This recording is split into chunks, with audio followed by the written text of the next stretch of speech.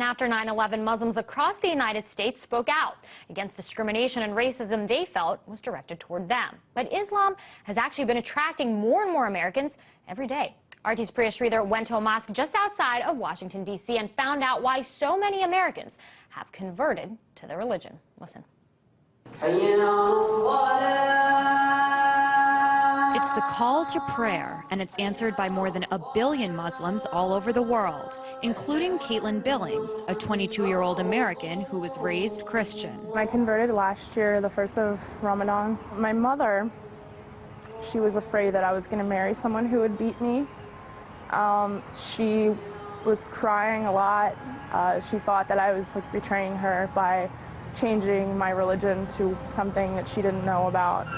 Backtrack almost a decade ago to 9/11.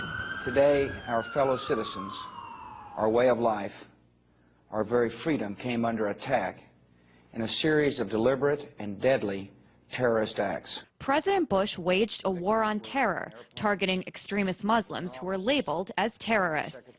Many Americans, like Caitlin Billings, remember that time in the United States very well. I was 14 when September 11th happened, so I didn't really know what was going on, if that really was Islam. People said it was, so I believed it just like everybody else. But as Billings got older, she decided to find out for herself. And her investigation led her to the Mustafa Center, a mosque just outside of Washington, D.C. that has become a haven for many Americans like Billings who have found Allah. A new poll found that almost 40% of Americans believe that Muslims should carry identification cards. Despite that, 20,000 Americans every year decide to convert to Islam. These converts say they don't regret their decision at all. It's a choice that they must think about every day.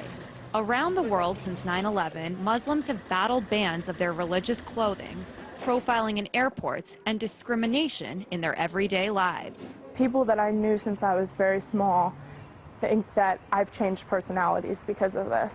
They don't see past the scarf.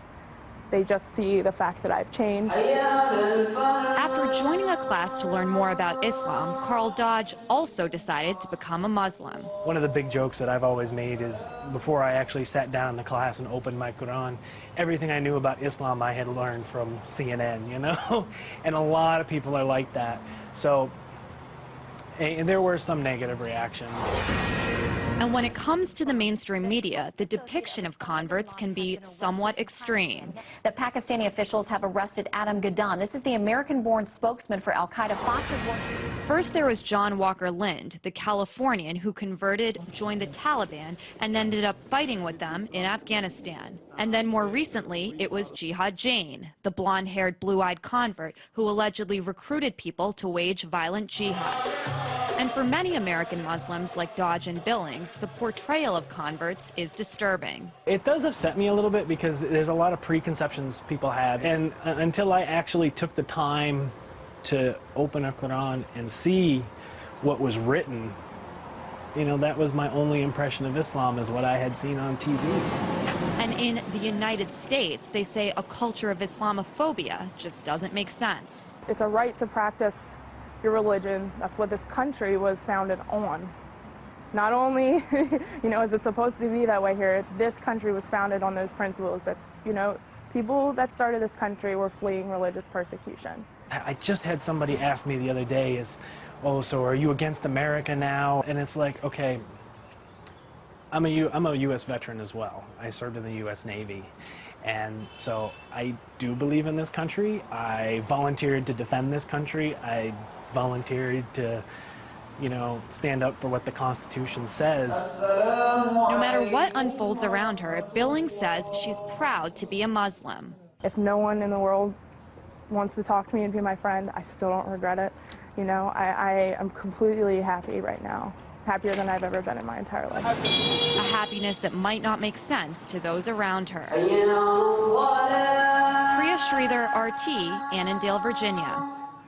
And Priya joins me now for more. So Priya, how do the converts in your story, how do they feel about this whole, mosque controversy, the burning of the Quran? Because we talked about how Muslims all over the world feel about it, but what about those here in the United States, especially those who actually converted? I mean, they're angry about it just like most of the Muslims in the United States. And, for them, converting to this religion, they had to change their lifestyles a lot. They pray 5 times a day, as you saw in my story. They wear headscarves. So for them, because of all these transitions, they have grown into a community where most of their friends and their family members, a lot of them have married Muslims as well. So, they're more sympathetic, and they feel that, most of these actions, the people who are against the mosque near Ground Zero, or the pastor who was planning to burn those Qurans on 9/11, are speaking because they're misinformed, which is another kind of topic that I mentioned in my story as well. That's right. I mean, a lot of them had said, look, I saw one thing in the media, but I wanted to find out for myself, so I picked up a Quran. I want you to just elaborate a little bit more on that. Well, Dina, I think an important thing to remember is that, although this country is supposed to be a melting pot and it's supposed to be very diverse, that only happens in certain cities and different regions of the country. There are places in America where people literally have never met a Muslim person before. So their only kind of perceptions are shaped by the media and what they see on TV. It's just like the way people on the other side of the world have certain impressions of America because of what they see on TV. So for them, all they saw was these wars in the Middle East, these very extremist Muslim terrorist groups. And then, what the American media said about converts wasn't helpful as well. You saw Jihad Jain, you saw Adam Gadon. So their point is that there are very ordinary people who convert to Islam simply because they found this religion that they believe can give them hope and, what everyone finds in whatever religion they have. And so they wish that there was more coverage of that kind of conversion as well. Definitely an interesting story. RT's Priya Sridhar there.